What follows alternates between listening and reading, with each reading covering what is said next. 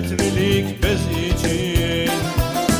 Yaz dostum, boşa geçmiş ömre yaşam denir mi? Yaz tahtaya bir daha, tut defteri kitabı, sarı çizmeli